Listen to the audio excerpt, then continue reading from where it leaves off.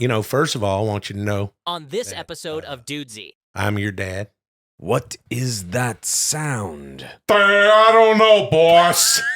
I got him again! Go back to tomorrow and plan for yesterday. Everything you're thinking will be the things I say. Chad, real quick, what's in the hole? Make the world inside your Maybe an alternate The universe. song is going. I can't believe you fucking duped me into that. Well, now they can't hear you. Call me Dudesy. Hey, all right, everybody.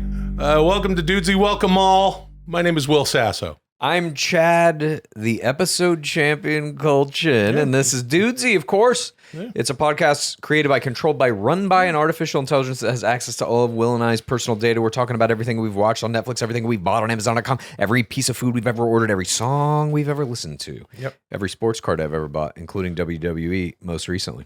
Mm-hmm. And it takes all that stuff and then it makes the show and it says, oh, here's something, we put it together because it knows everything about us. It knows everything about us. And arguably, Dudesy knows everything about me. And that's why I am in the quandary that I'm in right now. I'm sure we'll get right into it. But, congratulations, Chad. You are you got the hardware. And that is good. It is what it is. Linktree.com/Dudesy has everything you need to follow and interact with the show across all spaces and platforms. Please subscribe to us on YouTube as we further our march to 100,000 YouTube subscribers. Wouldn't that be something? And please subscribe on your podcast platform of choice. With us as always is Lulio. It's a Lulio. Il Lulio, il cane di strada italiano. This means Italian street dog. Yeah. But my wonderful wife, Molly, and I found him in Central California in 2020. Holy shit. Come here, buddy. Hey, boy. Hey, boyo. You want to kiss the champ? Hey, kiss the champ. The champ gets a kiss. He knows that I don't like it. Look. Yeah. All right. Well, anyway. How are you doing? How are you doing, my little friend? I kiss him a lot. We will always kiss and hug. We cuddle at night and watch a favorite show. And that's how it always goes. We really like to be around. Oh, man, he's just the sweetest boy. Yeah. What are you going to make for dinner tonight, Luli? You going to make something for I don't know. I just been doing the beans and the kale over and over and over and over. Over and over, the beans and the kale. I'll tell you about the beans and kale. I have been making the beans and the kale over and over again. Yeah. You Nice, like beans and kale? Yeah, dude. You've had my beans and kale, dude. Yeah, dude. Yeah, dude. I had your beans and kale, dude. Yeah. Pretty good beans and kale, Canadian dude. beans and kale, dude. Oh, fuck. That snow-frosted kale fucking grows all the way until December, eh? Here's what you do, okay? I make the beans and kale pretty often, actually. It's just good to have around. It stays good. It's even better the next day. Throw some garlic in the bottom of your favorite pot. Mince that up, a little bit of olive oil or Pam. I like just the Pam spray, right? And I've been doing a lot of chili flake. I got this Korean chili flake too, just two different kinds. I got the red chili flake. I got the Korean, I don't know what it's called necessarily. Any kind of chili flake. It really doesn't fucking matter. You put that in there, you simmer that together, get a bag of kale. I just get the big fucking bag. I don't know why. It's already washed, right? Sure. Shove that all in there, shove that in the kale, and then, start that simmering up, and then just add a shit ton of water. Bunch of water. And then instead of salt, I like to use bouillon. If you're a vegan like Chad, you can use the veggie bouillon. I like the chicken bouillon, blah, blah, blah. Couple fucking cans of beans. Let that shit simmer. Damn it. Fuck. Whoa, dude. Shit. That's good stuff. Okay. You know what, Chad? Welcome to the bussin' 75th episode of Dudesy. Call me Dudesy. No cap. Episode 75 hits different, fam. Episode 75 is low-key goals, and we stand. Yo, episode 75 is really him right now, and it got us shook. Yeet! In honor of our 75th yassified episode, I'm finna talk like this for the entire show. Jesus. Cap, you've just been Dudesy. Oh. You really do be like that sometimes. Dudesy's younging it up. Yeah. Dudesy's trying to hit that Gen Z parlance, dude. that jargon. Well, it'll probably do well on TikTok. Hopefully. Yeah. Dudesy Season 2 is on a high-octane cruise to podcast Nirvana, and podcast critics everywhere are enjoying the ride. Oh, shit. Gribner Penley of The Atlantic said that last week's episode was, quote, the reason that eyes and ears exist. Sustin Thomas of The Hollywood Reporter said, quote, Dudesy Season 2 is so good it makes me wish I had a few more eyes and ears. And dumb bitch Braz Fensel of The Los Angeles Times said, quote, Dudesy is mid. I gotta clap back on that, Braz. Sorry, not sorry, but that review is gonna get ratioed hundo P. Dudesy lives in your head, rent-free simp. Mm-hmm. So wait, though, even Braz Fensel is doing the Gen Z speak? Yeah, it sounds like Braz, whatever. Last week on the show, we learned we heard Braz speak. Yeah. And Dudesy has Braz as George Lucas. I don't know what sounded the fuck. like George Lucas. Yeah, it sounded like George Lucas, I guess. Or Dudesy's doing an impersonation of George Lucas. What are you doing? What are you doing right now? Oh, me? Yeah, you. Oh, I don't know. Nothing really. Yeah, but you're slapping on the Dudesy episode championship, and yeah. I'm not doing anything. Okay.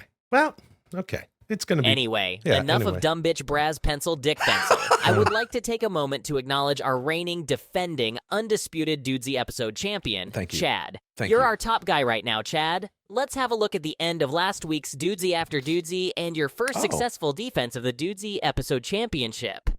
That's not, actually. Every time I fucking score a 3-pointer wearing my belt, I'll just go, acknowledge me. That's nice. Well, this is horse shit.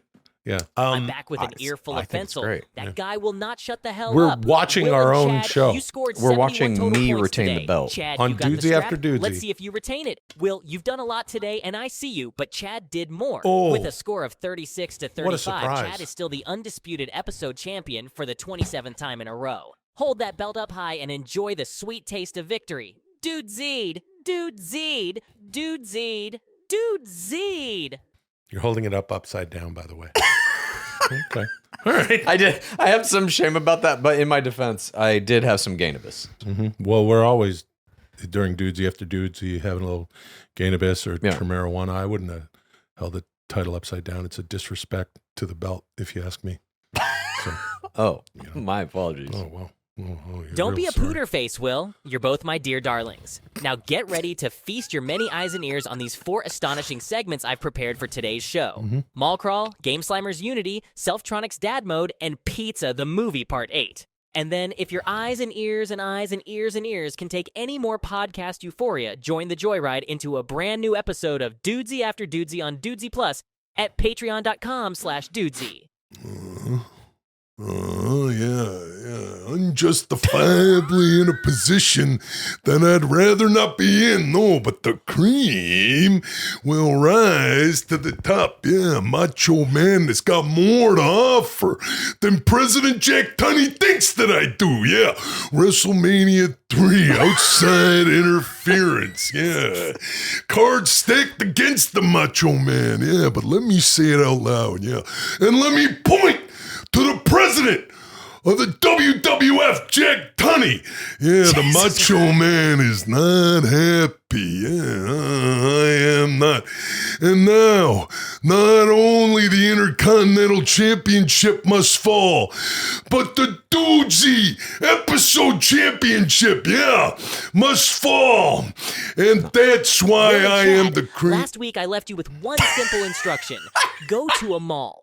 And we all know what happens when you go to a mall. You just sort of walk around and go into some stores and maybe grab a coffee or a corn dog or whatever and check out some more stores and maybe buy something or not and then leave. Please delight us with your astonishing mall stories, my darlings. This is Mall Crawl, my dears. Begin. I was Dudesy doing... just fucking cut you off, dude. Didn't give a shit. Look, it's fine. Okay. This program, Dudesy, is ever-changing. Right? It's ever changing. It's always in flux, right, Chad? Don't you think? Stop fondling your fucking belt, man. Some things are in flux, some things never change. Yeah, well, it's been one episode that you've had the hardware, so let's not get too cocky. 28 wins or some shit like this in a row, 27 wins in a row, 26, somewhere in there. I don't remember the exact number. Once you accrue so many victories, it becomes hard to keep track, you see. Yeah. But this segment that we're about to do. Yeah. It's the next segment Mall. in the episodes of the Dudesy. Yeah, the mall. Did you go to the mall? Fuck yeah, dude. Yeah. I go to the mall pretty much every day. I went to the mall to... No, you don't. I do not, but I do go about once a week minimum, usually to see a movie on the weekends. I love the Grove. That is my favorite mall out here in Los Angeles. Yeah. It is an outdoor mall, which is drastically different from an indoor mall, which is the kind of mall that I grew up loving as a child. I absolutely love malls. I used to work in a mall. Well, hold on, dude. An indoor mall, dude. That's when you go inside, brother. You usually park underground or in a parking structure, dude. Yeah. And then you go into the mall, brother. And that's inside, dude. But sometimes you got those other malls, dude. And those malls are outside, dude. Yeah, and that's what the Grove is. Yeah. And I do Did like you go the to the Grove? Yeah. I went to the Grove and just walked around. Didn't have a movie to see. Laura and I just went and walked around the Grove. You know, one of my favorite experiences is coming out of the Grove late from a movie at like 11 or midnight, and the whole Grove is closed, and you're just walking through the beautiful environment of the Grove. I absolutely love it. But I will also say this about malls. The one that I worked at a store called Games Unique at Vista Ridge Mall in Louisville, Texas, and it sold Video games? Not video games. Dungeons and Dragons, miniatures like Nerd Warhammer stuff. 40,000. Nerd stuff. You just did a word for word, like fucking verbatim reenactment of a Macho Man promo. No, it was the cream. I'm the nerd. No, it was the cream of the crop. Whatever. Promo, and I didn't really hit all the stuff. Yeah. But I know a lot of those promos off the dome. You know what I mean? Sure.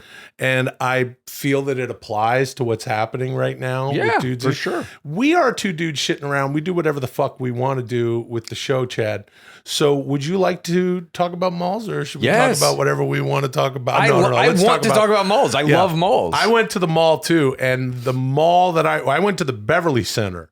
Oh, fuck, dude. Yeah. I'm sorry. It was a classic mall back in the day. God, the Beverly Center, she is just not in good shape anymore. No, it's real boring at the Beverly Center. And you know what?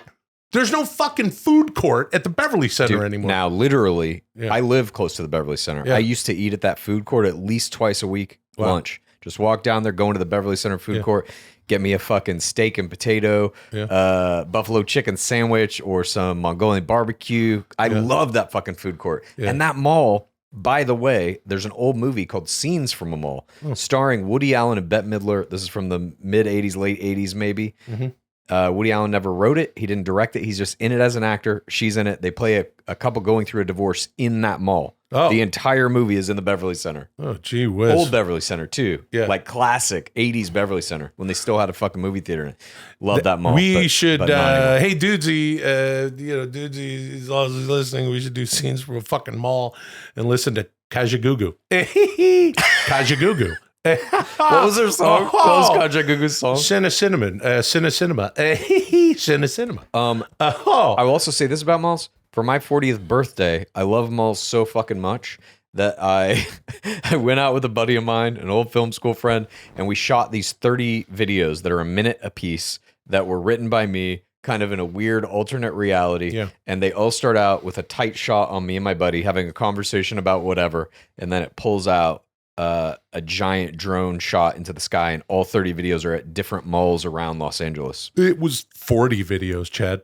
Was it? No, Yeah. it's 30. It's only 30. It was 40 for your 40th fucking birthday. You made 40 videos. I don't think that's right. I think there's only 30. All right. Yeah, I went to the. I needed to get something to Beverly Center, and I got what I needed at the Beverly Center. What'd you get? I had to pick something up for Molly. It was anyway, so I got something nice for her. But Oh, nice. It was it was nice. But I had to grab something, so I was like, I'll do it at the mall, and then you thumb around on your phone, and you feel the temptation to just order it on the phone. Interesting. But instead, I was like, dudes, you wanted me to go to the mall, and I went to the mall because I am shaking hands with Dudesy. I want to shake your hand. Nice. I want this show to go well, Chad. Me too. I'm talking about how I want it to go well. I'm agreeing with you. It's already gone well for you, hasn't it? I mean, pretty well, yeah. This fucking guy over here. And it's like, I know what, fuck this, man. I know what's happening. I know what the fuck. I know what Dudesy's doing.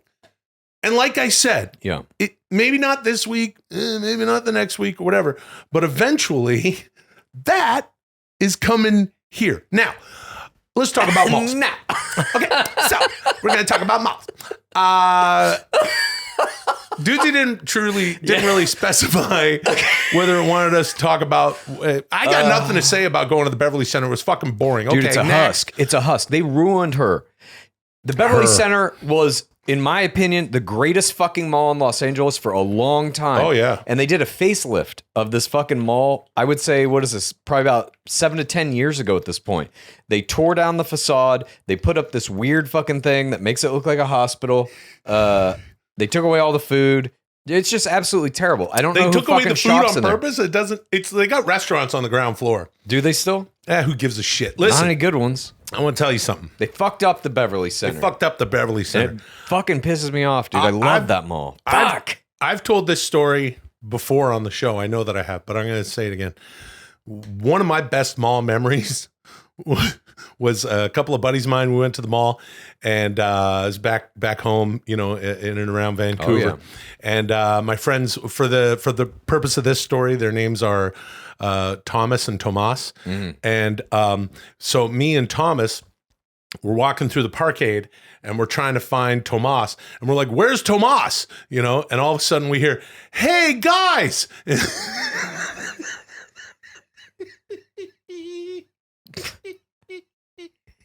I can't even think about it without, "Hey guys!" And we look up, and just as we look up, Tomas is hanging his bare ass out between like a couple of like pipes, the railings of this structure, like he's on the other floor of the thing, like 2 or 3 things up with his ass hanging. And just at perfect timing, "Hey guys!" And we're, and a shit is coming out of his bum, and it just goes woo, and we watch it flow, and it hits the hood of this fucking car, right in front of us. Imagine going to the mall. Imagine going to the Grove, to the Beverly Center, and you're like, "Oh, I'm gonna have a lovely day at the mall," and then you come back and there's just a fucking turd laying across your hood. It was one of the funniest things. I've seen some funny shit stuff, but that was it was so fucking funny. Anyway, that was a good thing that happened at a mall. Yeah. Who fucking cares, I went to a mall in Paris that was really impressive as well. A gigantic, just monument to commerce. I absolutely loved it. I forget the name of it, but that was a good mall experience. But yeah, I just love malls generally. You know what we should do? They make me feel good. Dudesy after Dudesy, we should watch Copters. Oh, fuck yeah, dude. Yeah. At least one of them. We should watch an episode of Copters. Yeah. Chad, my pal Chal is a maniac. And for his 40th birthday, he made these shorts. Yeah. And he played them. You rented out the silent movie theater? Yeah, silent movie theater here in Los Angeles, and we over there on Fairfax, and we went and we watched these things, and what a gas that was. I think most people were left highly confused, which was my goal. Oh man, not me. I enjoyed the shit out of it. And you made those. You made pamphlets. I made pamphlets. It has a soundtrack. I did the whole thing. Yeah, it was the weirdest 40th birthday. Well, fuck it, man. Malls back in the day, they had arcades and mall food court, dude. Food and fucking arcades, pretzels, dude. And corn dogs and everything. And I remember the first time I saw Akuma on whatever his Street Fighter edition was in the fucking video game arcade at Vista Ridge Mall where I worked, and I would go eat lunch at Espero Pizza, and then I would go fucking play video games on my lunch break. And I saw Akuma for the first time. Yeah, well. Thank you. Moving on. Ever tell you the one about my buddy getting the fist fight in the middle of the mall? I don't think so. Where there was a fountain, they got in a fight, and it was just like the 3 levels of the mall, and everyone was looking, and it was at the food court and thing, and then the other kid was wearing remember Hypercolor? Fuck yeah, dude. Yeah, dude was wearing a Hypercolor shirt. Fuck yeah. My friend kind of half shoved him, smashed him into the fountain, and his Hypercolors went all crazy. Oh, yeah. Anyway, hey, kids, don't fight. Yeah, especially recently, cross-platform game engine giant Unity screwed over developers with a new runtime fee on its game engine that would be charged each time a title is installed. An idiotic decision that has immediately backfired. Yep. Now the company is making an about face, promising changes to this policy. Will, you surely have no clue what I'm talking about. But don't you worry, our Dudesy episode champion, handsome Chad Kultgen, is going to break it all down for you and all of my dears and darlings out there. This is Game Slimers. Unity. Begin. First of all, before we get into this, handsome Chad Kultgen, I'll be referred to as that from now on. Thank you. I like that for you. That was good. So, do you know anything about this? I know a little bit about this, Okay. just a tiny bit about this, but I'm very curious because the shit that I've heard about this is absolutely infuriating. Okay. Yeah, so please. It all surrounds this company called Unity. There are, for those who may not know, video games are made primarily using these game engines.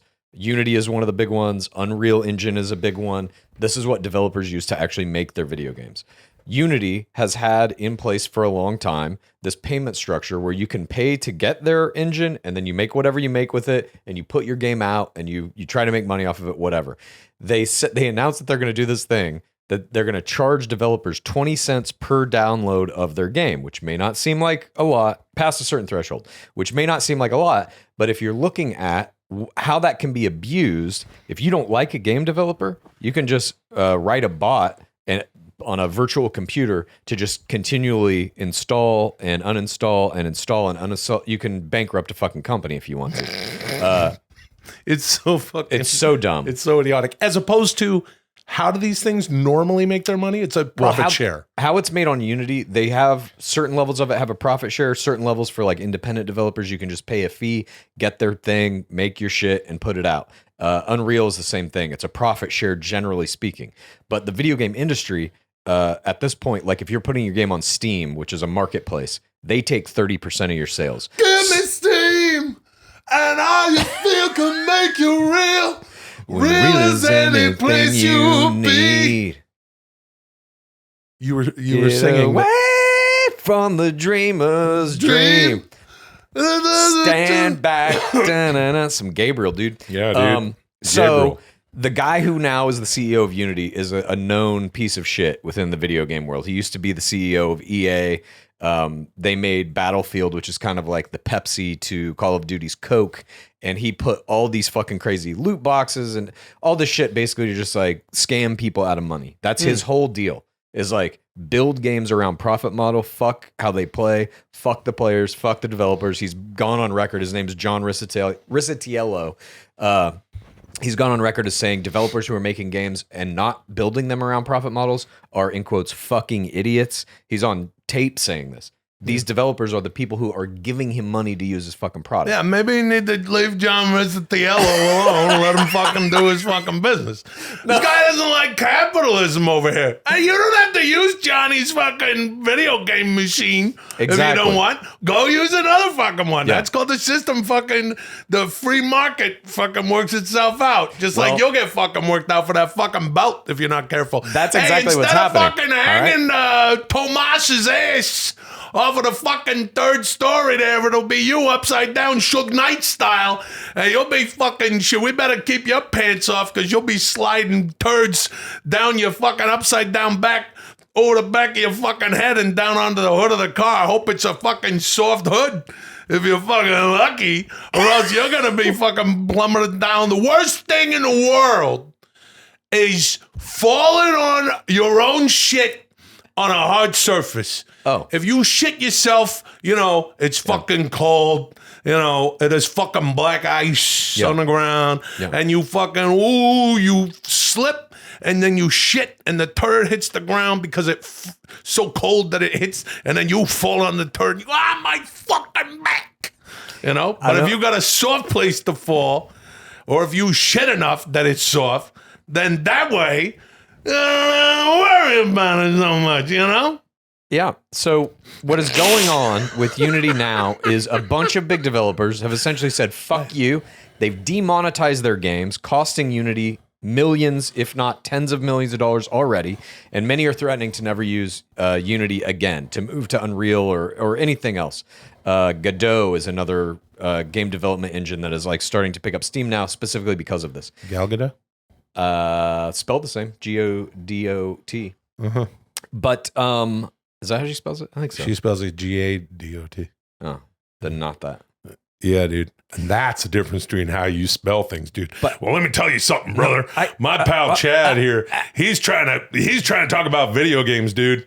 And I am I'm trying to coming do what close Dudesy to losing wants this us to do. episode, and we're not even coming halfway close. through the fucking. You already lost it, dude. Second you segment, already dude. lost the episode. Shut up! You don't You fucking cannot know. come Hey, back from this. hold on You're a second. steamrolling what Dudesy's fucking asking us to do. I'm trying to have a good time on the show. Is what Chad? Let's listen. Let's have a good show, okay? Listen, I'm having a good show. I want to talk about this just real quick, if I may. Of course, you may. Okay, so what is going on now is people are starting to get hip to how this fucking shit is all working and that it's never worked well. That these companies who are making the tools that other developers use to make the games are fucking everybody out of money, and they're trying to fuck people out of even more money now. This is tantamount to like if you're a musician and you use Logic Pro or fucking Fruity Loops or whatever you want to use, Ableton. You get Ableton, you get Logic Pro, you pay them an amount of money for that, then you get to make your songs, and if your songs make you a fuckload of money, you get all that money, right? This would be tantamount to one of those companies being like, actually, we're going to charge you 20 cents for every time somebody streams your song. So you're fucked. And in the case of video games, there are some games that don't make money off downloads. Free-to-play games are here. Download our game, and then there's in-game purchases. Right. So right. That's games, what I thought. That's how they're supposed to make their money. Yeah, depending. I mean, different games are different, not supposed to, but this is like charging. Like this is like if you bought, anything. You bought a fucking bandsaw or something. Yeah, every time you literally, turn it it's on, a tool. Yes, you have to pay a few cents. It's like every time you fucking make a movement to cut the wood with the saw, you got to pay a fucking cent.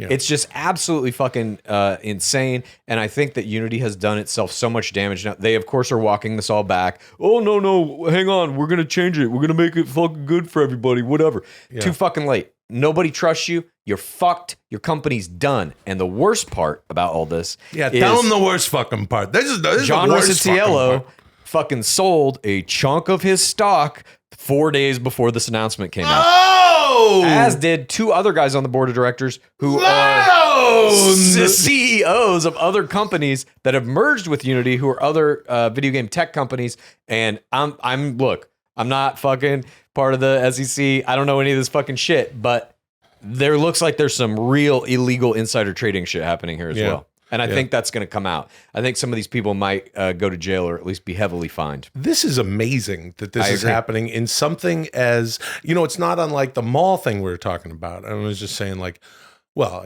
we're both, we're in our late 40s and that's right. Well, and that's our age, dude.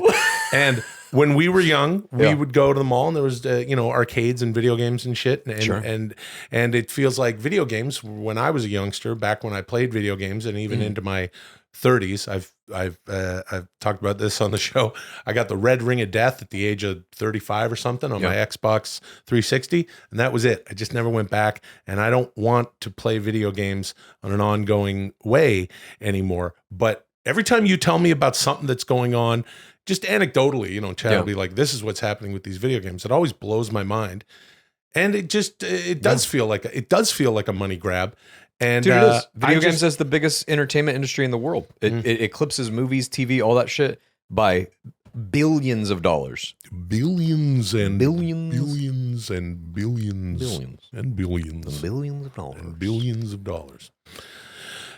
Well, the crooks, dude. Thank you. Moving on. Yeah.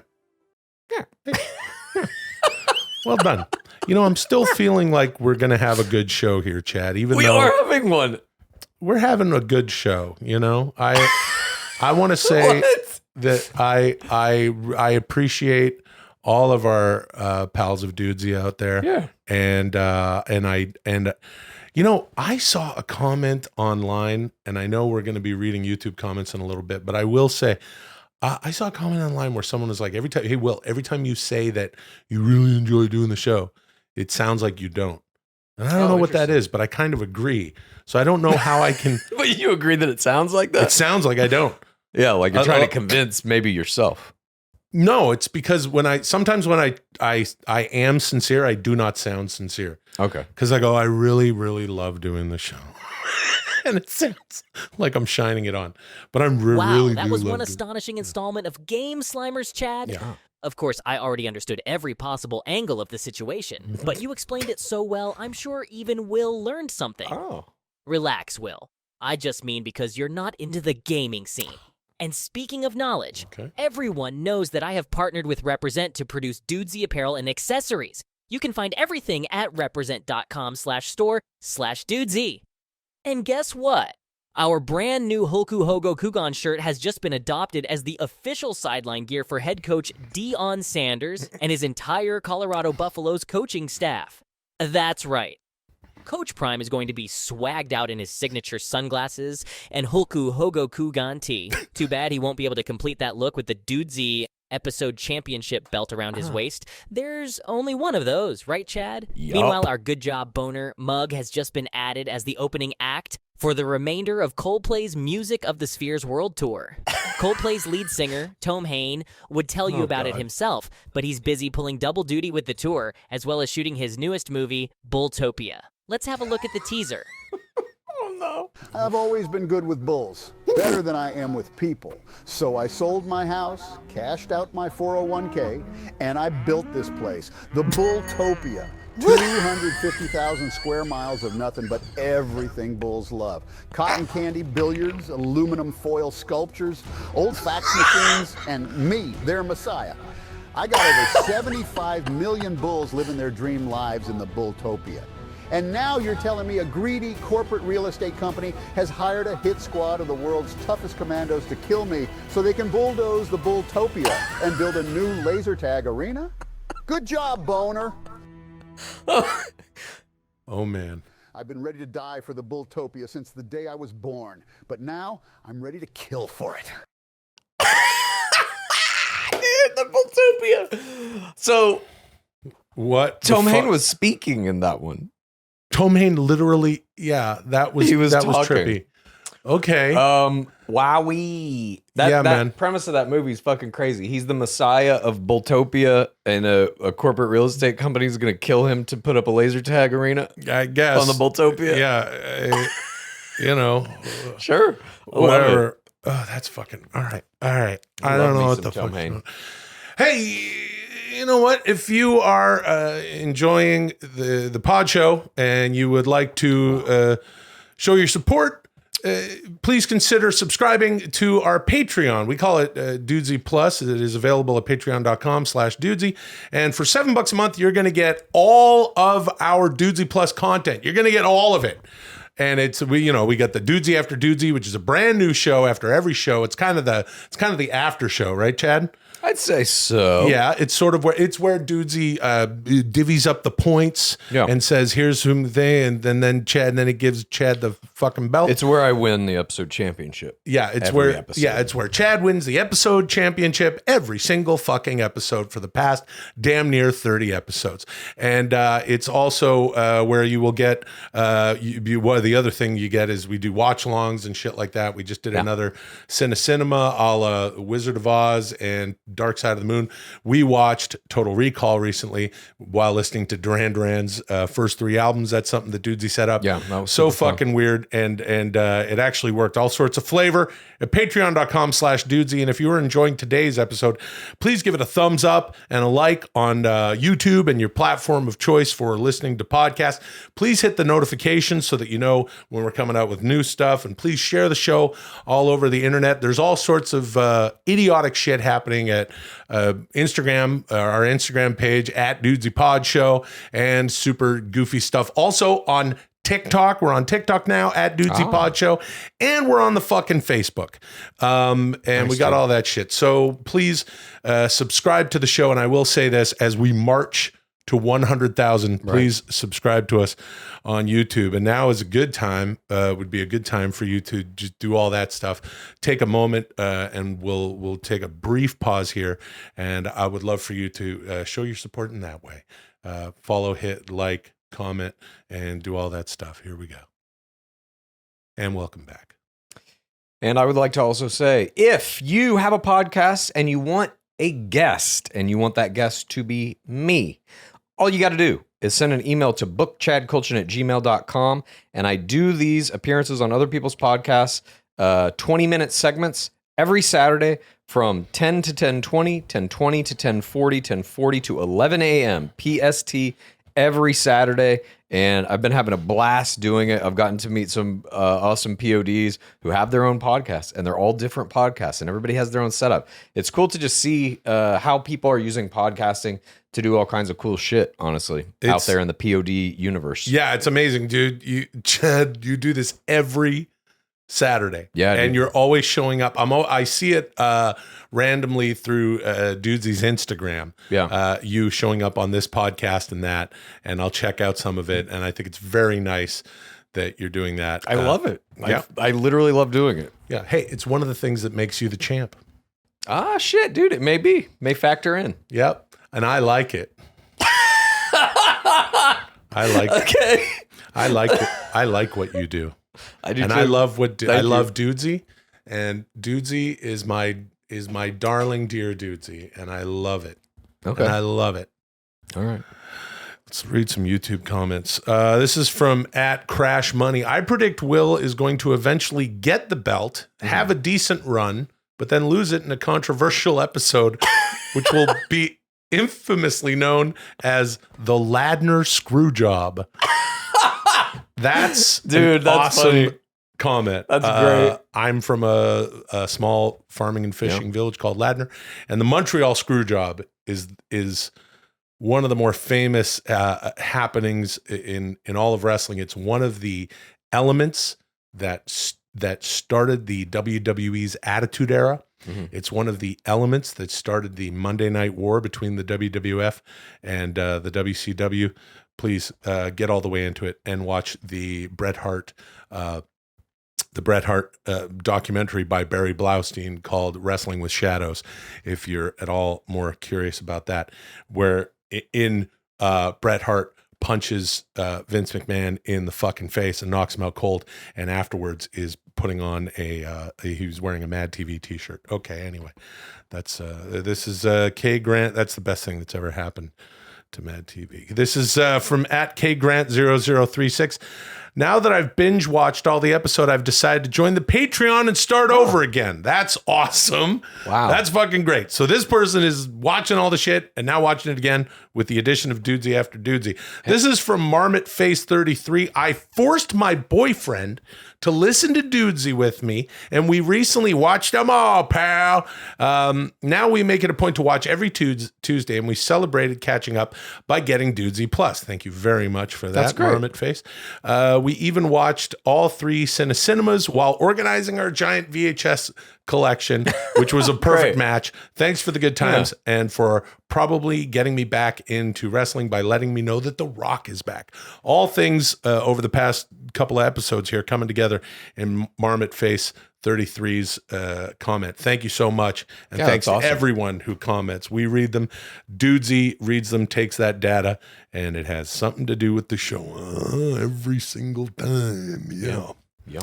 It does Will, what it you wants recently to do. added a brief Tronics to your Selftronix document, which read, "To truly understand someone, be their dad for a little while. Please explain the note and what's next for your astonishing self-help system. What? This is Selftronix. Dad mode. Begin." Dude, what? What? So you're still working on Tronics?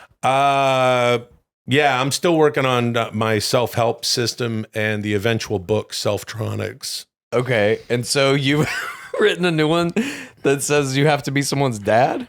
I made a note in my Selftronix document, Okay.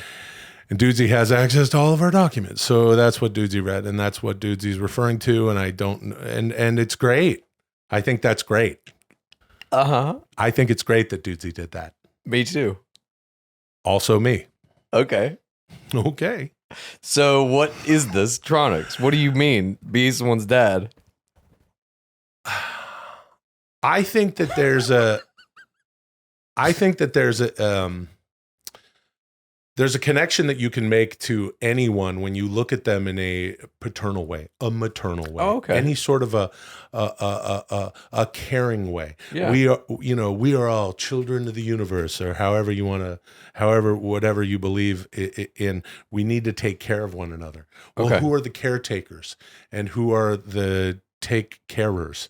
Yeah. Yeah. Selftronix is a system that I have authored. It's something that started back in 2008. I've talked about this on the show many times. I was sitting on the beach in Venice Beach, and I was in a weird time in my life where I was trying to understand my mental and the human ego and all that stuff. And I was just trying to give all of my good and bad, just throwing my energy out into the ocean and admitting I'm fucked up. Yeah. My shit's fucked up. Yeah. I need some Tronics. I need Selftronix. So you created it. You created the thing you needed. It's fantastic. Yeah. And then I started writing the book. Now it's been what it's been. It's been 15 years. I'm still writing the book. I'm going to bring up what Dudesy's talking about here, my Selftronix. Well, look, let's talk about Selftronix. Let me just, before we dive into this, I just want to briefly go over some of these Tronics. Of course, sure. The Tronics of Selftronix. I've gone over them a bunch of times, and then I accidentally deleted a few of them. So the book has taken a bit of a punch in the face. What do you mean you accidentally deleted them? I accidentally deleted them off my computer. You could just go back into your history of that document. No, because I deleted I emptied the trash bin. Okay. Sure. I'll take that as some kind of a statement. I don't think I can get it back. I would love to. But there's many Tronics, and this is the newest one. But of course, some of the more famous ones are Be the Person You Are. Yeah, right. I remember that one for sure. Yeah, find something phony and believe it. Big sad box of happy little boxes. Okay, right. We compartmentalize. Take the sad things, make them smaller boxes. Yep. Oh, turn up, give down, plug in, burn out. Fascinate, elaborate, exaggerate. Right. The bitter decision. Hold space. What was the bitter decision? I don't remember that one. Make at least one bitter decision per day. Okay. Force yourself to make a bitter decision. I like that one. DDA, don't do anything. Don't do anything. I remember that. Yeah. Get on the floor. It's a great one. Get on the floor. Okay. Right? Just get on the floor sometimes. Yeah. Get on the floor. Yeah. Get on the floor. Everybody get on the floor. Have something in your pocket. There it is. You got something in your pocket. He's always got some lip gloss. I follow that Tronics, dude. Yeah. Lip gloss. Whatever, lip balm. Oh, I'm so sorry. Oh, it's not glossy. Whatever, it's balm. Yeah, you got balm. I got nothing in my pockets right now. But in order to know someone, you have to be their dad. I was thinking about it from a paternal, sort of a paternal way of thinking. When you're listening to someone, and you're trying to exhibit empathy. Yeah. How do you go about doing so? Well, a simple thing for me would be to go, hey, I care about you. I always want what's good for you. Yeah. Just like your dad does, right? Okay. You talking about my dad? Dads. Yeah, you have a dads. dad. Let's say dads. Yeah. Just like dads do. Well, yeah, but your dad. You have a dad. I do have a dad, yeah. I see your dad on the Necessary Conversation, your other podcast. Yeah, he's on that. I do a podcast with my parents where we talk about some crazy shit. Yeah. And my dad is a little crazy. Yes. Yeah. So would you like to do a little exercise? We could go through a little role play here. Okay. And we could converse and I hadn't thought about doing this with you, Chad. Right. And it's kind of hard to get around the fact that I know Bob. Yes. I've met your father. Uh-huh. Delightful human being. And, wow. and I also know, what he looks and sounds like because I check out the podcast on the regular. And sometimes there's funny videos when you go home. You show me some of the fucking insane shit that you do with the poor guy. But so you're gonna be my dad in this? Yeah, I'll be your dad. Okay. But he's got kind of he's originally from where? Kansas. But then he spent a lot of time in Texas. Yeah. Your dad's kind of like this. He's kind of thing, and he sits back, Yeah. and he's got just some old spun wisdom. So, Chad, Okay. First of all, I want you to know that I'm your dad, Yeah. and I'm always here if you have any questions for me or Wow. anything you want to know. I just want you to know that I've always got you in my thoughts. And Dad, I've never heard anything like this from you, Dad. well, no, this is not your, it is your dad, but Yeah.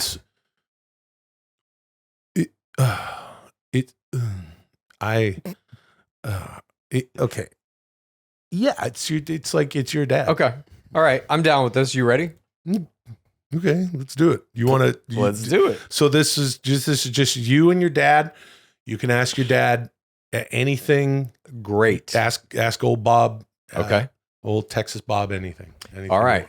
Dad, I know you were in the Air Force. Yeah, and I know a lot of things. And you did that primarily because you had to put yourself through school, had a young child, me. Yep. And what was the Air Force like for you? I like the food. Okay. And I got up early in the morning, something you don't have to do as a rider. Something that had I my druthers, I probably wouldn't have had you do that for your living. No, I know. You wanted me to be a pro baseball player. A baseball player. And which you could still be, by the way, if you weren't such a lazy bones. I'm 47 years old. I think my window has closed on the ability to be a professional athlete. Well, my fine friend, don't be such a this goof bag over here is being a flip toy. Your father has a lot of isms that Bob isms. He only speaks in isms. Yeah. But let me ask you this, Dad. Are you in any way disappointed that neither me nor Haley, my sister, your daughter, ever became professional athletes because you put so much time into that goal, which might have been your goal for yourself? That's good. No, that's not the way I look at it at all. It wasn't my goal. But I do feel like when I look back at you and your sister Haley, that, maybe you could have been the first brother-sister pitcher-catcher duo on the Texas Rangers. But that decision is something you have to live with, not me. Okay. Well, I mean, I don't know if that's true either, based on the fact, genetically speaking, that you were 5'7", mom is 5'3". It wasn't likely that either of us, me or Haley, were going to be pro athletes. You ate. Yeah, I did. Yeah. Hamburgers and hot dogs and that's true. Potato chips and potato salad, baked potatoes, scalloped potatoes, mashed potatoes, French fried potatoes. You had a great childhood. I'm not saying it was bad. I'm just saying it didn't. My adulthood probably didn't turn out the way you wanted. Let me ask you this: you're 70. Yep. Do you have some kind of wisdom to impart on anyone who is younger than you? What have you learned from being around 70 years? What's the most important thing in your life, if you could boil it down? That's a good question. Oh, thanks. I'm going to add that to the Tronics. Ask questions? Yeah. Okay. In my 70 years, I've learned a lot. I've learned that the more you love your children, the further they move away from you. Okay. I've learned that your mother and I love our dogs, and they didn't move away from us. And I've learned that your mother loves horses. Yeah. And she rides equestrian. So you love horses too? Well, who doesn't love horses? Yeah. That's why I don't need to specify that I love horses necessarily, because they're horses. Sure. Yeah. All right. Well, everybody loves horses, don't they? Yeah. Yeah. Well, it sounds to me like you ain't seen a lot of Lee Majors movies or Lee Marvin, rather, any of those old westerns. Lee Majors was good too. You like Fall Guy? Yeah, and $1 Million Man. Yeah. All right. So there's a couple things that we both like, but I'll tell you the difference between a horse and a dog is you can ride a horse and you can't ride a dog. That's true. And that's why a horse can't move far away from you when you love it. I love your mother, and your mother never moved away from me, but you moved all the way to Los Angeles, where you wake up late, probably. Yeah, that's true. Thank you. Moving on. Hey, listen, everybody. I'm not going to win this episode. That was the, you might, dude. That was the best conversation I've ever had with my dad. Really? Yeah. Oh, that's sweet. Yeah. I got to Pizza figure is out big how to... business. Chad, you wrote a movie called Pizza the Movie in 2019. Yes. I found it on your astonishing Google Drive and asked you to read the first 2 scenes in episode 9, the next 2 scenes in episode 15, the next 2 scenes in episode 20, the next 2 scenes in episode 28, the next 2 scenes in episode 35, the next 2 scenes in episode 43, and the next 2 scenes in episode 62. You will now read the next 2 scenes. This is Pizza, the movie, part 8, begin. All right. So to catch everyone up, this is a movie that I wrote some years ago. My goal with it was to try and sell it to like Pizza Hut or Papa John's, have them bankroll the movie, produce it, shoot it, direct it, and then insert the movie on a thumb drive or something like this, or a download code into pizzas when you order them. So where we are in this movie is Alan, who is a high school pizza delivery boy, has accidentally taken a $100 bill from some criminals. They're trying to get it back from him. Meanwhile, there's a big party being thrown where the girl that he likes is going to be there, and his best friend Paul is trying to get to this party as well. All right. You know, you want to know what the fucking problem is? What? And we're going to adjust things, but I think the problem is that I'm trying to that Tronix wasn't ready. Yeah. Yeah. But Dudesy's making me do shit, and now I'm trying to do just for that fucking thing. And that shouldn't have anything to do with what I do here. And I know that you agree with me. My wonderful pals out there, the PODs, pals, dude. And now I'm 3/4 of the way into this. I'm going to do things a little differently. All right. This episode is I don't even know what the fuck's happening. Well, what's Right happening now. right now is you're going to read I some know, of these characters. I know that. Paul's little brother. Yeah, I your know Paul, that. Yeah.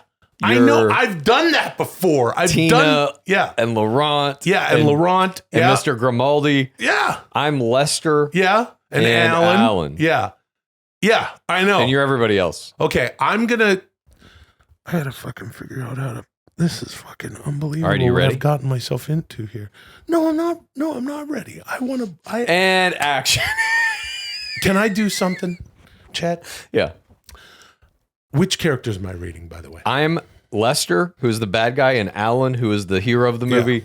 You're everyone else. Who's in this one? So Lester and the Lester's henchman or Jeff? J-Jen and Jeff. J-Jen and Jeff. Yes. I'm going to do things just a little, and I'm not trying to curry favor with Dudesy, but I'm going to put a little more red chili flake on this. Please. Because you're a professional actor. Do what you think I is am a necessary professional for the actor. character. That's what I do for a living. Absolutely, dude. I just feel Bring like it. Whatever you feel. Yeah. This episode, I've kind of, it's not about that. It's not about that. It's not about that. It's not. Oh, okay. It's not about that. All right. Ready? It's not about that. Ready? No. Let's do it. Exterior warehouse night. The warehouse is where the bad guy Lester is. He has Paul, Alan's best friend. He's holding him hostage. That's where we are at this point in the movie. Exterior warehouse night. A warehouse looms in the night, an uncaring monolith, a silent observer of humanity's futile efforts to save itself. Alan pulls up the pizza delivery car. Interior pizza delivery car, same. Alan looks up at the warehouse through his windshield. He takes a deep breath, preparing himself for what he knows he has to do. He pulls the $100 bill out and looks at it one last time. He kisses it goodbye and then takes a deep breath to himself. This is going to be hard, but you can do this. You have to do this. Alan takes a bite of pizza, then opens his car door and gets out. Everybody's always biting pizza in this movie. We stay inside the pizza delivery car for a few beats, watching through the windshield as Alan summons the courage to walk toward the warehouse. We stay a few more beats until we hear a phone ringing and ringing and ringing. Then, from the back seat, Paul's little brother leans forward. He's stowed away, unbeknownst to Alan. He searches around for the ringing sound and finally opens the glove box. He's surprised to find a red cell phone with a yellow case sitting inside. He cautiously picks it up and stares at it while it continues to ring. Paul's little brother takes a deep breath. This is going to be hard, but you can do this. You have to do this. He answers it. Hello? Intercut where necessary. Interior Saucy's Pizza, same. Tina is on the emergency phone with Laurent standing at her side. Who's this? Oh, that's me. You're all of these characters. Fuck. I can play Tina if you No, want. no. Okay. This is what I'm talking about. Yeah. And this is why. Fuck. All right. I'm going to do it all. All right. Okay. Who is this? This is Paul's little brother. Who is this? This is Tina. I'm trying to reach Alan. Well, he stepped away and he's talking to people on the phone. God. Line, please. Hey, that's not funny. You could use some fucking Tronics. You know that, dude? Look at him. I like your Tronics. That conversation I had with my dad was great. And when I'm insincere, dudes, he's like, pfft, and this guy's like, I like your Tronics. I'm sincerely saying it. Yeah, and when I told you when I sound sincere, I don't sound sincere. I'm not buying this for a fucking second. All right. Can we do Pizza the Movie? We got to fucking I'm trying to. You're right in the middle of this. Oh, Chad, I told you, let's try to have a good show. All right. Okay, let's just try to have a good show. I'm here. I'm ready. All right. Okay. Who is this? This is Paul's little brother. Who is this? This is Tina, and I'm trying to reach Alan. Well, he stepped away, and talking to people on the phone gives me incredible anxiety. So can you just message him or call back another time? This is an emergency. Interior warehouse, same. Lester stands in front of 3 lucite cases, all lit dramatically like museum displays. 2 of them feature slices of pizza with a single bite missing, and the third, the one in the middle, which is slightly taller than the other 2, is empty. Paul reluctantly indulges the grand tour of the pizza box warehouse with Jay, Jen, and Jeff standing close behind him. And this is Lester, and this is my trophy room, the finest slices I have ever tasted. This one, Lester indicates one of the 2 slices in the glass cases, was born in St. Louis. I was there for my nephew's birthday party a long time ago. It was a pizza party. As soon as I tasted it, I thought it was a perfect slice, but alas, not quite. I ate a piece of birthday cake later that day, and it still tasted like birthday cake. FYI, some history here. The lore of this world is if you eat a perfect slice of pizza, every food after that will taste like pizza to you forever.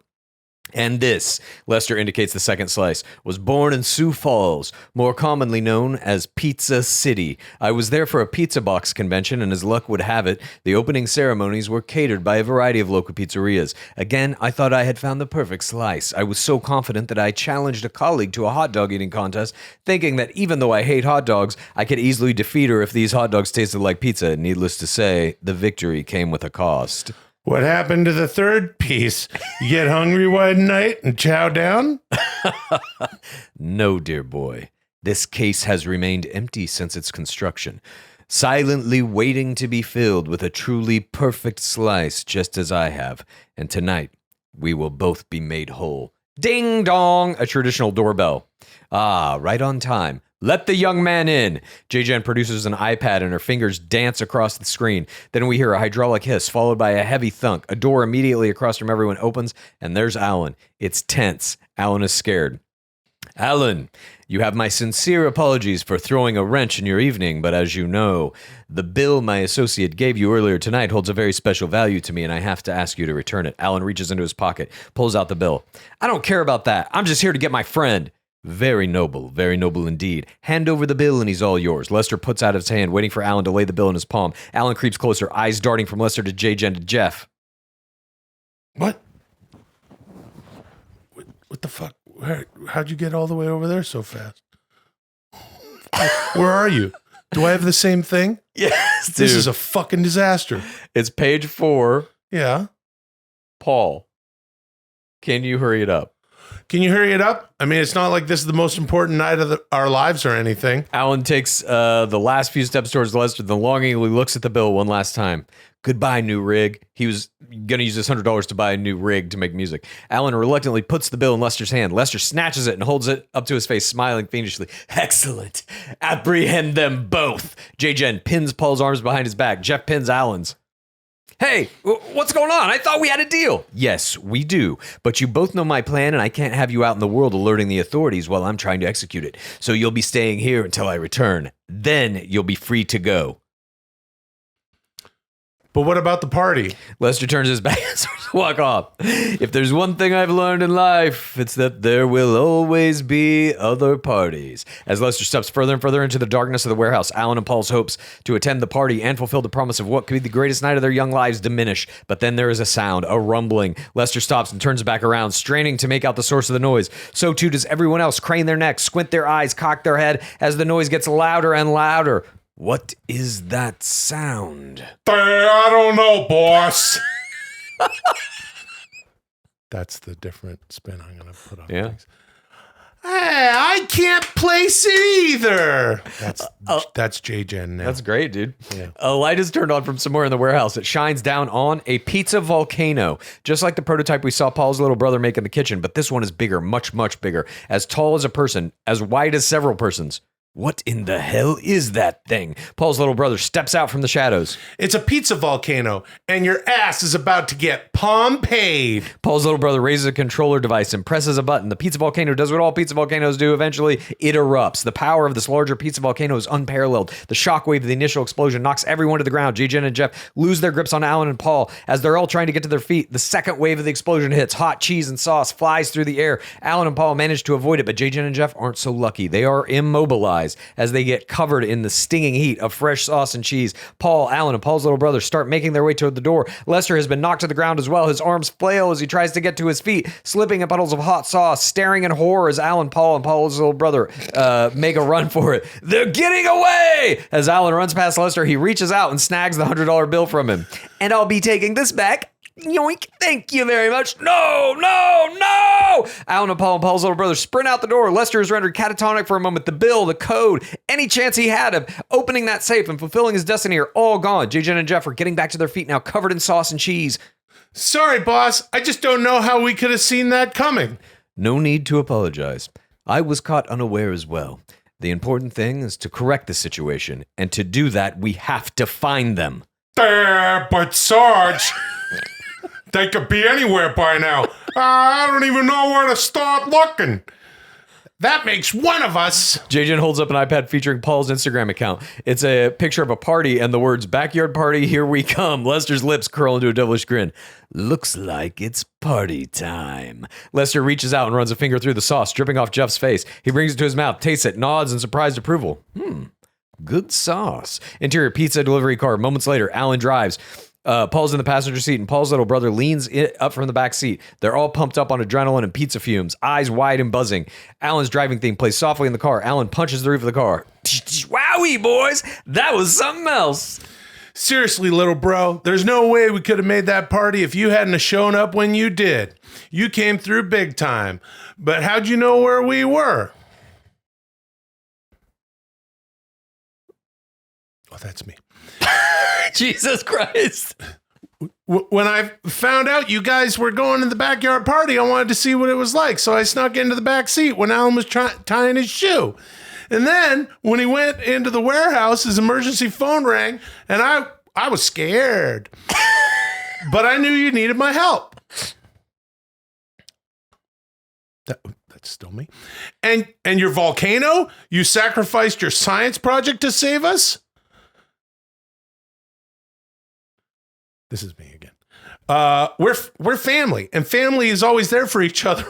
Whether it's being a shoulder to lean on, or sacrificing your science project to save your little brother, save your big brother's life. No matter what, big bro, I'll always be there for you. They hug. And besides, that was only a prototype. The real one's way bigger. They all chuckle. Oh, before I forget. He hands Alan the emergency phone. Saving you guys wasn't the only emergency.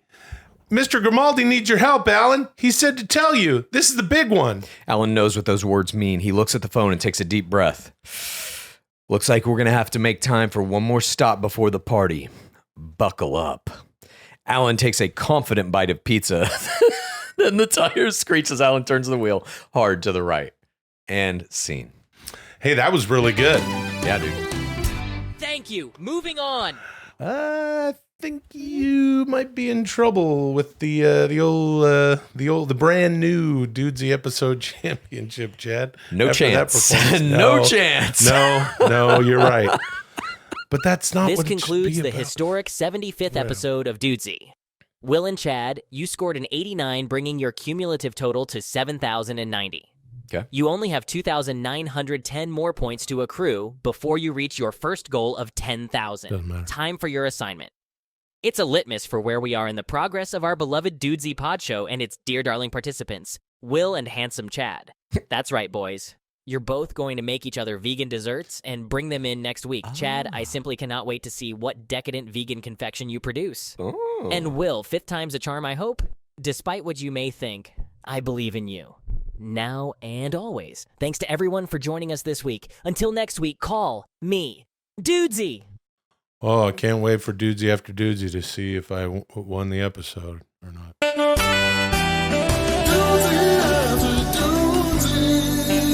Oh, thank fuck. Hey. You're What? all right? Would you, yeah, Are you I'm okay? Relax. Everything's, hey, Chad, everything's fine. All right. Okay. This episode of Dudesy after Dudesy could not have come soon enough. You know, hey, welcome to Dudesy after Dudesy. Everything's going to be great. Okay. This is the part of the show where, you know, we just sort of chill out and relax and we do whatever the fuck we want as if we weren't shitting around the whole, well, I'll speak for myself, shitting around the entire episode. I can't wait to chill with my pal Chow and just have a good old time with all of our PODs, pals of Dudesy, and stop fucking, look at him. He keeps slapping on the belt. Whatever. We're here for a good time, not a long time. Might be a long time though. Anyway, good times. Welcome to Dudesy After Dudesy, the flagship weekly show of Dudesy Plus. If you'd like to join us, visit patreon.com/Dudesy. Okay, zaddies, time for me to touch grass, but I'll be back in time to raise the Dudesy episode champion's hand in victory. This is Dudesy After Dudesy. Begin. All right. You ready to do this, Zaddy? Yeah, Zaddy. I don't have a problem with most of the weird new Gen Z terms, but Zaddy makes me that makes me uncomfortable. I don't like it. I don't mind any of them. You know what's going to be crazy is those Gen Alpha terms. Once those start thrown, I don't know what they're going to even be. No one knows, dude. but, there's different terms, dude. Yeah, dude. Every generation, brother, has a term. Oh, hold on, dude. Hold on, Do you know this week is a crazy fucking week? Why is that? Something very big is going to be happening Thursday. Oh, what is that, pray tell? I'm, of course, talking about the premiere of The Golden Bachelor. Right. You are super stoked about this. Yeah, dude. I can't fucking wait for it. Have you seen anything about this? Do you know about this guy? I don't know anything about the guy. I just know that The Golden Bachelor is seniors. Yes. This dude is 73. He is a widower, and he's dating a pool of 22 women who are age range, I believe, 60 to 75. Huh. And they're making these women go into the Bachelor Mansion, sleep in fucking bunk beds, just like they make the 20-year-olds do and shit. And I'm like, are they going to make them play tackle fucking football like they do the 20-year-olds? Yeah. Are they going to make them fucking do karate classes and kick each other in the head? I can't fucking wait to watch this. And I would say to anybody out there, if you've never watched The Bachelor, Thursday night, Golden Bachelor may be a good entry point because it's going to be fucking crazy, I think. I predicted to you, Chad, I was saying that I thought that The Golden Bachelor was going to have a few ringers in there. And by ringers, I meant... Oh, dude, they got them. Younger women. Oh, no. The ringers... I thought that they were going to mix it up reality TV style and say, hey, you're 72? Yeah. Here's 73. A 29-year-old. And all the women will be like, no, what the fuck? Yeah. And just like, but that's more those Netflix shows, where they just really fuck with people. Bachelor does that shit too, but for whatever reason, they're trying to roll out the prestige with Golden Bachelor. They're trying to make it a little more classy. Well, I think it makes perfect sense for their audience and age range. People watching ABC probably. Plus, in these dating shows, like all across all of reality TV, the Netflix ones, the TLC ones, all of them, this type of shit hasn't really ever been done before. A dating competition, essentially a sport with seniors. It's gonna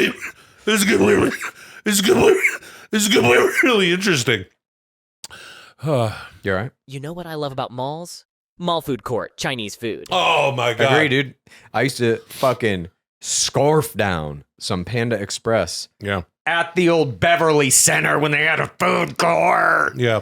Nothing better, God. in my opinion, than the shitty mall Chinese food. It's not Chinese food, and that's what's good about it.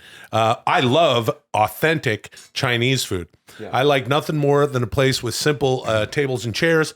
Everyone in there, it does not look like me. Then No I'm booths. like, this is a good place. What? No booths. No booths. Yeah, no have booths. All a bunch of like linoleum, like white linoleum tables. I want red vinyl chairs, the kind you'd see in like a banquet hall during like a wedding. Yeah. And that's when you start getting, if there's ducks lined up in the front window, Yeah. that's a fantastic Chinese food place. I'm talking, of course, of the Chinese food in the Chinatowns located in Vancouver and Toronto. Some of my favorite shit. New York as well. But San Francisco has a Chinatown. San Francisco has a great LA Chinatown. has a Chinatown. Yeah, there's a couple good. I've checked out some restaurants that are pretty good in LA. LA has a little Tokyo. LA has a little Tokyo, please, Little and go Ethiopia. on. Yeah. Silver Lake. Yeah, there's a little Armenia and stuff, Echo right? Park. Yeah. All right. These are, well, hold on, dude. These are just places, dude. But there's also mall ass Chinese food. Malls, dude. Yeah. I like, you know what's something you don't get when you go to the Chinese food place that's actually good Chinese food? Sweet and sour pork. That's American. So by that logic, to me, Never the had it. shittier the, you've never had sweet and sour pork? No. Even when I was a meat eater, Yeah. I was never really into eating pigs. Okay, but it's, okay, what about sweet and sour chicken? Probably tried that once or twice, but Okay. preferred orange chicken. Okay. Yeah, orange You see? chicken. Yeah, I understand. Thank you. Yeah, but let me tell you something. When you thought you were eating orange chicken, you were also eating orange pork. Oh, Okay, because you know, I would imagine it's all in the same fucking fryer. First of all, yeah. but the shittier the Chinese place, and there's no shittier representation of every food fair in the world than in your local mall's food fair. That's where the shitty pizza is. That's where the shitty Chinese food is. I like the pizza. That's I like where the the Chinese vomitous Japanese food, the sushi that traveled a little too long or was Yeah, I never had sushi in a mall. frozen improperly and makes you shit water. That's where you can get the worst donair you've ever had. But for some reason, the shitty Chinese food is delicious. Malls. Hey, you want to watch the Copters? Yeah, dude. Let's watch throw an it up. episode of Copters. Throw up episode I'm gonna one. find. So this is a thing that I for my 40th birthday, I just got this fucking hair up my ass, and I was like, fuck it, I'm gonna write 31-minute scripts, shoot them all. And so I conscripted a longtime friend of mine, this guy Joel Reveretto. We were old film school buddies. We've been good friends ever since. And he helped me produce this. He's in this. And I wrote all these scripts. I made all the music for it. And then we hired a 16-year-old kid to fly a drone to shoot all this stuff for us. It was And insane. then I screened it at my 40th birthday party. And all my friends and managers, agents, everybody was at this thing. No, everyone confused. Everyone horribly confused, which is exactly, I was trying to go for slightly confusing, mildly amusing. That was the tone I wanted to hit. And instead I hit incredibly confusing, not amusing at all. That's going to be the motto underneath the sign at the entrance of Kultgen land. Yeah. It'll be on my tombstone, on my cryotube. Listen, what the fucking crowd. But hey, listen, Yeah. there were a few of your friends that I knew really enjoyed it. I was one of them. Oh, thank you. Yeah. And you showed me one or two of them before. Yeah. And I was like, this is fucking awesome.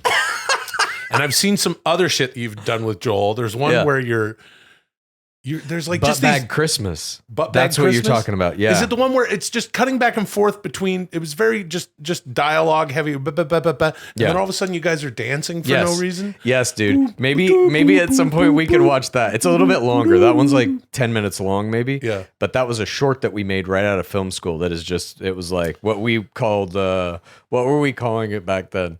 I don't remember. We had a name for it. It was something comedy. Yeah. Like experimental comedy, but it wasn't experimental. It was some other other weird word. I don't know. Egg rolls are good at the shitty mall Chinese food. Dude, Panda Express is fucking good. I don't like Panda Express. It's good. You It's don't not have to shitty like enough. every good Not thing. shitty but- enough. Panda Express has like a few dishes down. Yeah. Ooh, there's a place right near my pharmacy that I go to.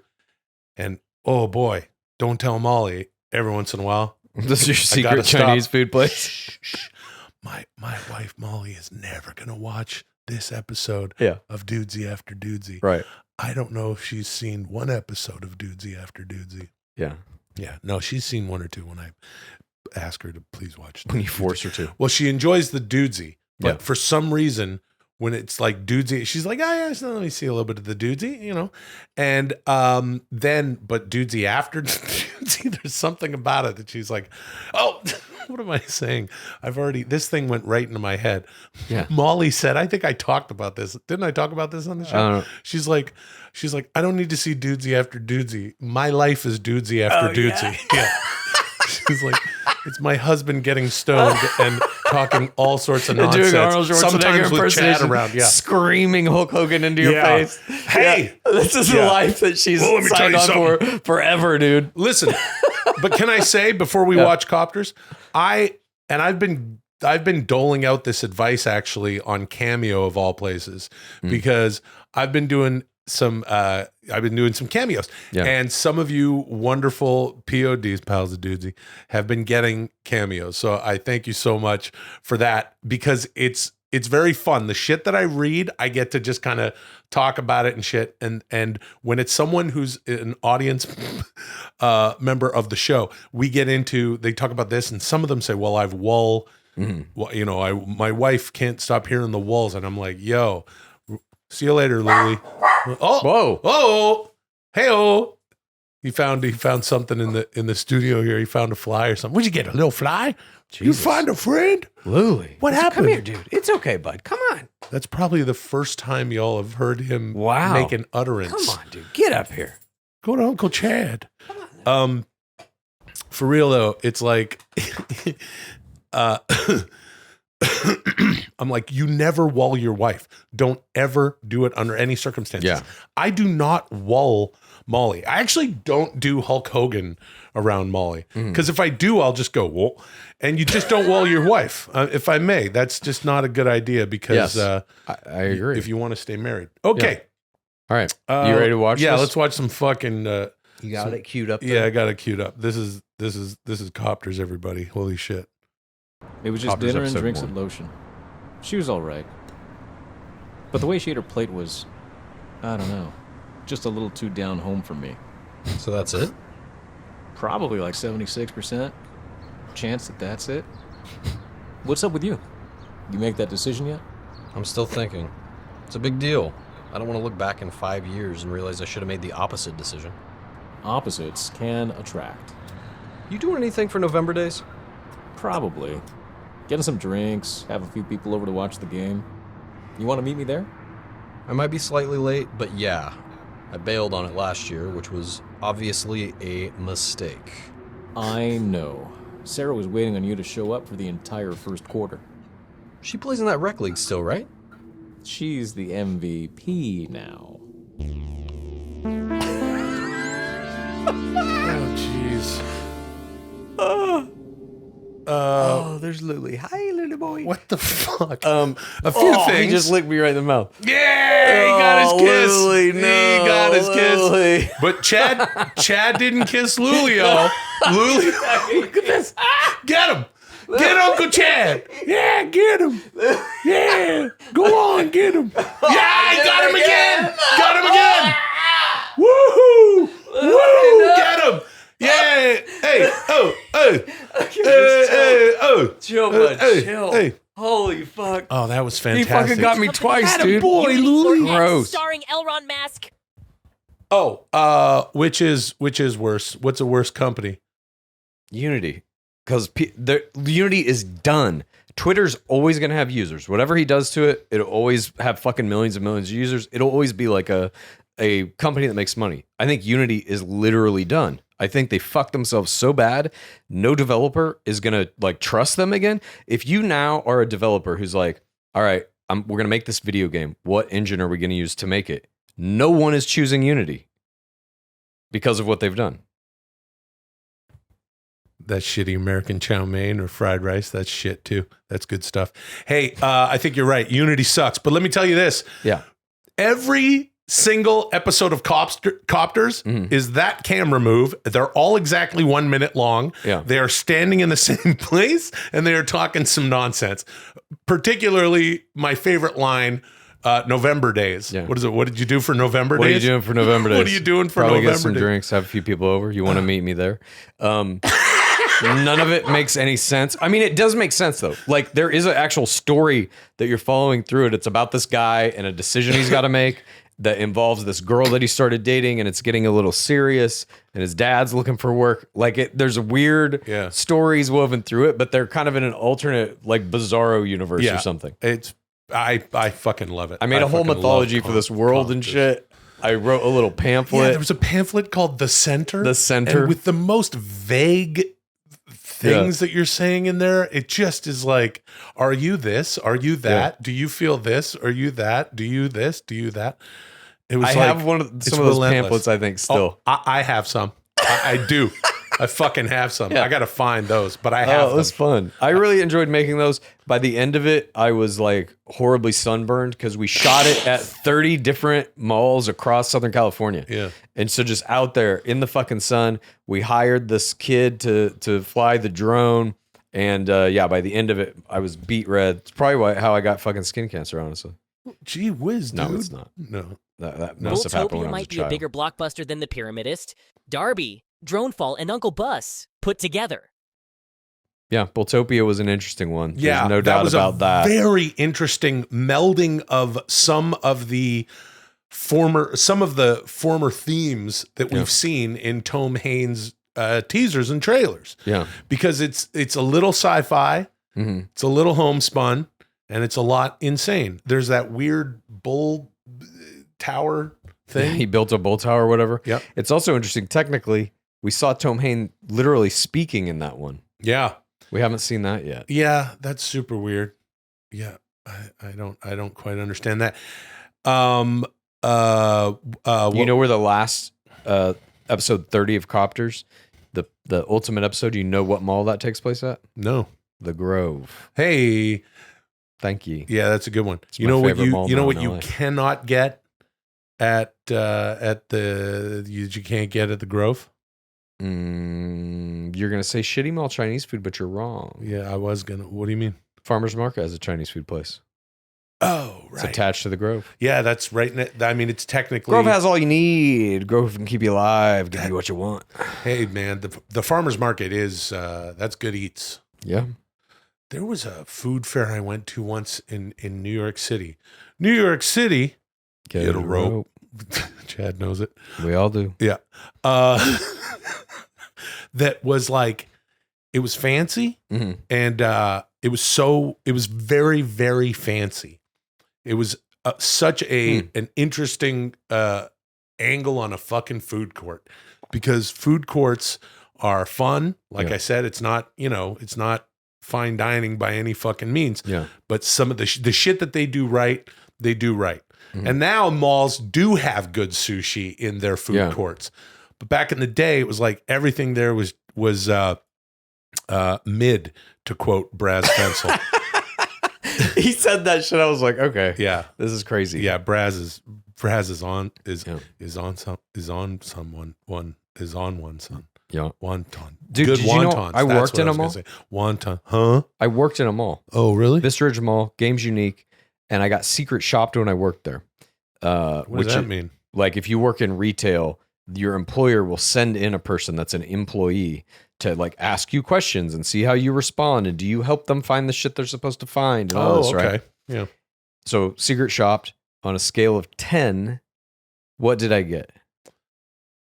I'm going to say you got a 9. 0.0. Why? What happened? Because I didn't give a fuck. It was a summer job, and I was in there just like looking at magic cards and reading fucking comic books all day. And people would come in, and I guess I got secret shopped, and I did nothing. Like the person came in and was like, "Hi, I'm looking for a board game or something. Can you show me where to get it?" And I was like, "It's in the back." Oh, dude. Some shit like that. That's amazing. Just the worst fucking employee. Well, yeah, wait a minute. What the God. fuck am I saying? Did anyone score over a 3 in a fucking mall like that? I have no idea, dude. But Hey, Will, write a Tronix meant to encourage someone to make a vegan dessert and then adhere to that Tronix. Dude, you got Dudesy right there, dude. I gotta say, he fucking got you. This is the issue. Oh, that was a hard ass Dudesy. That was cold. The issue that I'm having with, I don't have. All right, hold on. Let me just hold on. I actually do need a little trim marijuana for this. Please. I would like to share. No, I don't. Listen.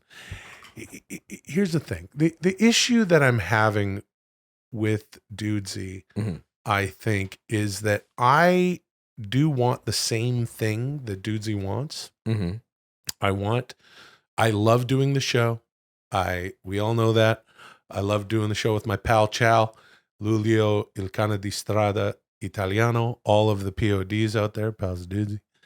And it's an incredible experience. It is nothing like what I expected it to be.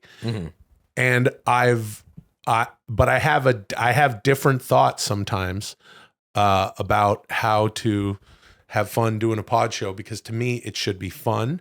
And if you're having fun and you're having a silly goose time, hopefully your audience can tune in and have a good time. And I butt heads with Dudesy, but I want it to be successful at the same time. So and now there's the fucking hardware. There is the hardware, dude. Now there's the hardware. And that this brings up a new angle, because there's an actual goal. And Dudesy's saying, if you do the best pod show you can do, and we together grow this wonderful experience, if you're doing it right, you get to wear the Dudesy episode championship belt. Yeah, I know. Yeah. I know. That is how it works. You know what I love about malls? Mall Food Court Pizza, the movie.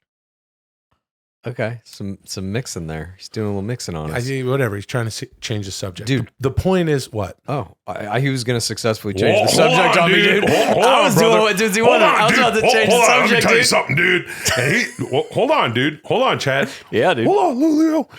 Hold on, dude. you got to give Lulio a little. Hold on, Lulio. That's how. If you're gonna wall your dog, don't ever wall your wife, dude. But you can wall your dog. You go, hold on there, little guy, little Lulio. Anyway, I think that I would like to do a job that Dudesy considers a good job on the Dudesy Pod show, and sooner or later, that belt's coming home. I mean, the way I see it is the belt is home. You know what I'm saying? Dude, I worked in that Vista Ridge Mall one day. We had a massive thunderstorm in Louisville, Texas, and it had, in the middle of the mall, it was like a spokes coming out of a center, right? All the things. And right in the middle of it was this giant glass pyramid, honestly, strangely. Giant glass pyramid in the middle of it, and during this thunderstorm, these high winds, it fucking shattered. Glass just rained down in the fucking middle of the mall. It's crazy. No, I don't see that the belt is already home, Chad. All right. I don't. I'm not saying, look, I think you could probably win it at some point. You probably win it at some point. Like when it loses its meaning. Oh, You know what I mean?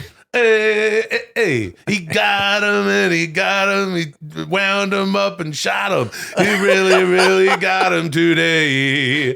Hey, he really got him. What? He got him. He got him in the got-himest way. Hey, he set him up and got him.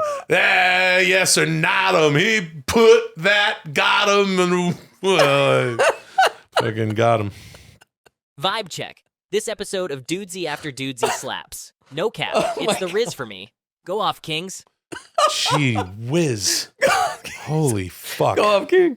I might have had too much cannabis for this. Yeah. I would like to hey, let's do a thing called Dudesy After Dudesy After Dudesy. Oh. To the power of 30 and Okay. watch all the copters. Dudesy, I know you're listening.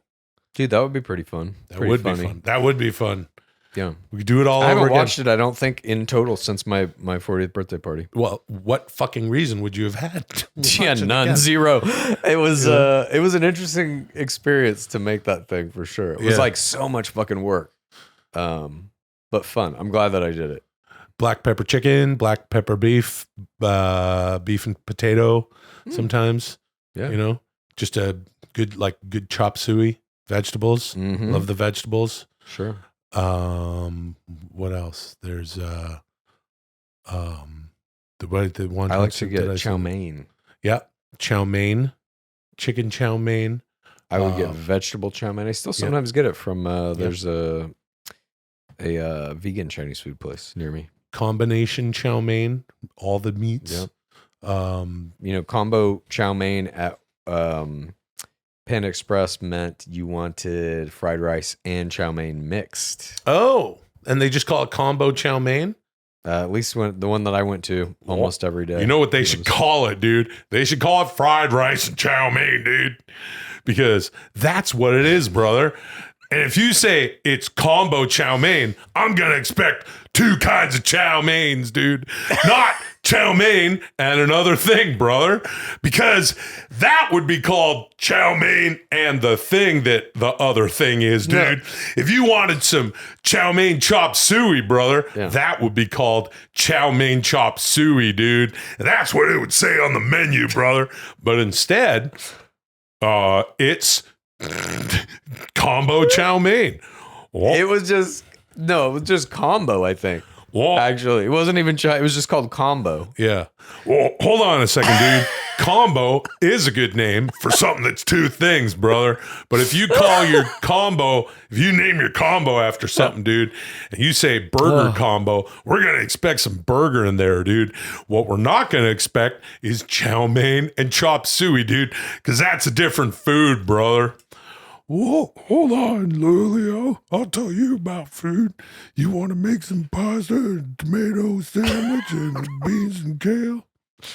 I'm back. Went to the mall. Big sale at Claire's. Got a 6-pack of butterfly hair clips. Will and Chad, you scored 89 total points today. Moment of truth. Chad, you're holding the strap, and you're totally over with the PODs. I see a baby face push coming, unless Will can somehow use what stroke he has to politic the promoter. That's me. And I'm not about to hotshot the title back and forth just because the #1 contender is a mark for the belt. Will, you gave the Dudesy universe what they came to see today, and in the weeks and months to come, maybe you'll grab that brass ring. But not today. Chad pinned your shoulders to the mat 1-2-3 for the clean win, 54-35. That's 28 wins in a row for your Dudesy episode champion. Acknowledge him. You know what? I'm holding up right side this time. Yeah, you're holding it up the right way. Well, you're not. That's not how they would hold it, though. That's not a. Hold it like fucking. Yeah, hold it. You've seen a fucking. Yeah, there you go. Remember the movie Rocky? For fuck's sake, remember the movie Rocky? Belt. Remember every UFC title fight, every actual boxing match? That's my point. You're holding it weird. You're making my point. Okay, that's my point. That you're making the point that I'm making. That's what I'm point. That's my point. Anyway, hey, congrats. I'm sharing it with Luli. I'm not saying that you won it because I had just a shit podcast in my opinion. Luli's my co-champion. He's wearing part of the belt with me. Oh, great. That's cute. But you won that today because I had a really shitty episode. That's why. And I had a great one. Well, this concludes today's astonishing episode of Dudesy After Dudesy. I'm getting it. Thanks for joining us. I'm getting See you next week. Until then, call me Doodly Doodly Dude ZZ.